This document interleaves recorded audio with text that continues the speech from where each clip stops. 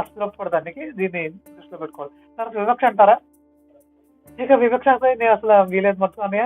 నేను అసలు అలా ఫీల్ అవును. అలా ఫీల్ అయితే నేను ఎప్పుడో ఛానల్ క్లోజ్ చేసాను. అసలు నేను ఎప్పుడు కూడా నా పని నేను చేస్తున్నాను.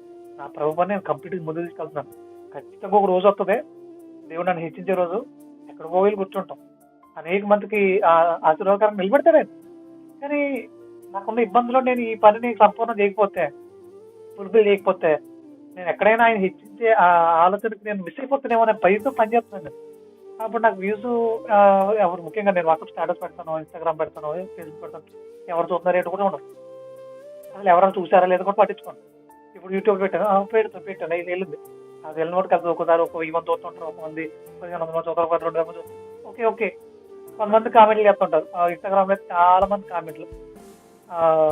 జై శ్రీరామ్ అంటాడు ఒకడు. ఆహా, మంచిది నాయన. ఇప్పుడు ఏమైంది? సరే నువ్వు పెట్టు, ఇప్పుడు ఏమైంది? ఒకడేమో నువ్వు చెప్పిన తప్పు, సరిగ్గా బైబిల్ చదువు అని ఇట్టాడు ఒకడు. సరేనాయన, ఈ విషయం తప్పు అయిందంటే అది అంటాడు. ముఖ్యంగా ఆ సందర్భం చదివలేదు, చచ్చింది లేదు. అంటే ఈ విధంగా చెడ చేసేద్దామా, ఈ విధంగా తప్పు చేద్దామా అనే ఆలోచన.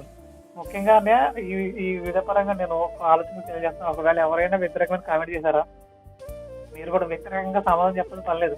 చాలా పాజిటివ్ తీసుకుని దానికి వీలైన పట్టుకు వాక్యానుసారంగా కొంచెం తగ్గిన సమాధానం చెప్పేస్తే చాలా మంచిది.